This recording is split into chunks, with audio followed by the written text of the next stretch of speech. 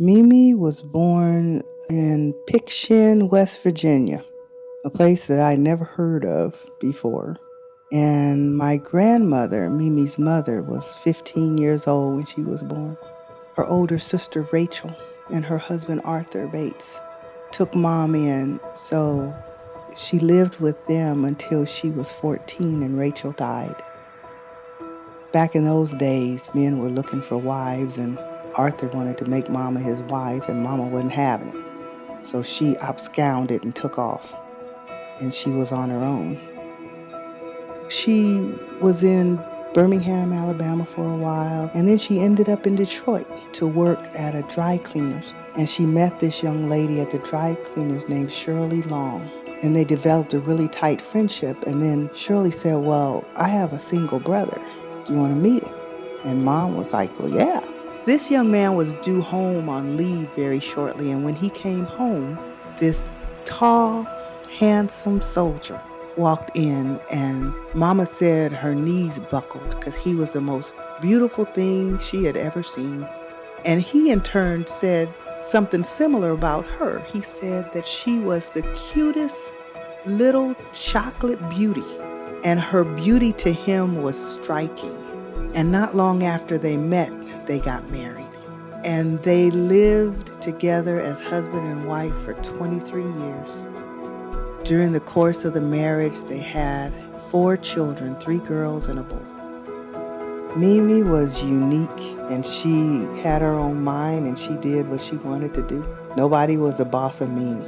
She was comfortable in her own skin, and she liked her uniqueness. She was full of fun, and she kept us laughing all the time, and she didn't mind being silly, dressing up like a clown or an elf. But the biggest thing was she really was into her kids. We were hers, not the world's, but hers. She was a mother, but she was also a confidant because she didn't judge you and she wouldn't get angry with you. She would just talk to you. And she would always tell us, have a reason for what you do, even if it's not the right reason. At least have a reason so that I know you thought it through. And then we would learn from the mistakes that we made. About 14 years or so after Mom and Dad split, she reconnected with Edward Riley. We called him Pappy. And they got married at a chapel called Wee Kirk of the Roses, which we thought was really cute. And they had 14 beautiful years together.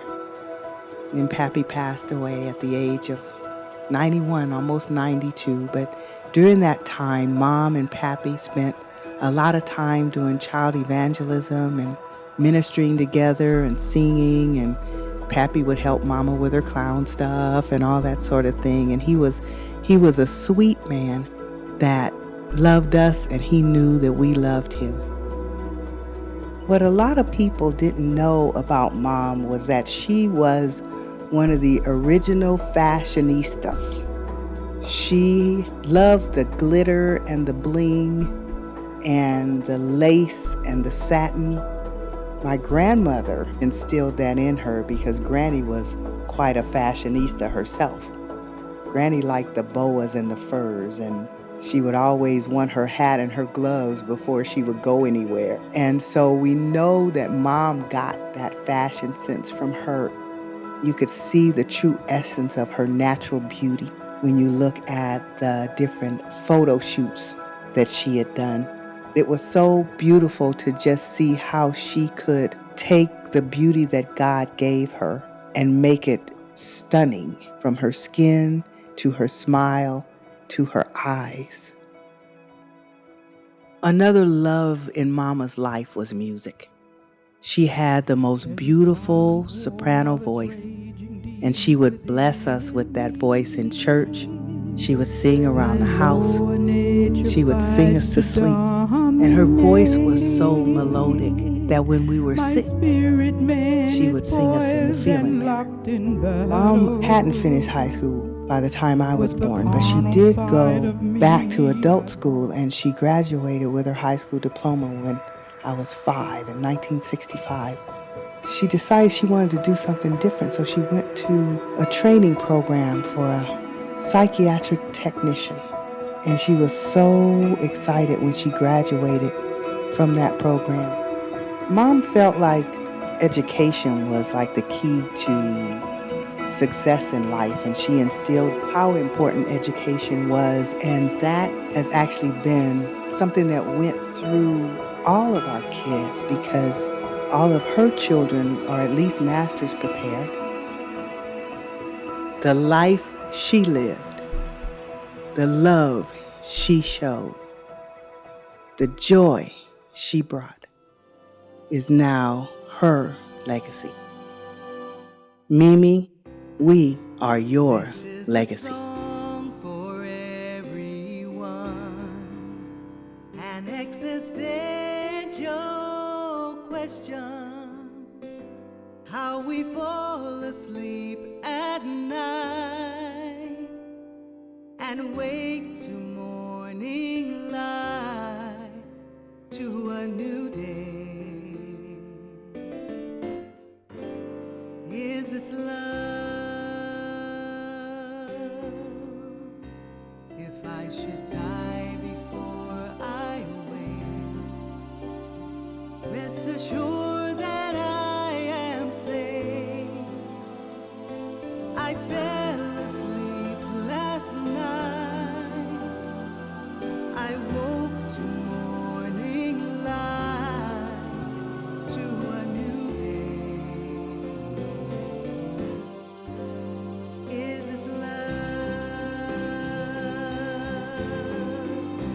Must be love. Must be love. Every breath we take comes from the mouth of God. Oh, must be love. Must be love. Every heartbeat comes from the heart of God.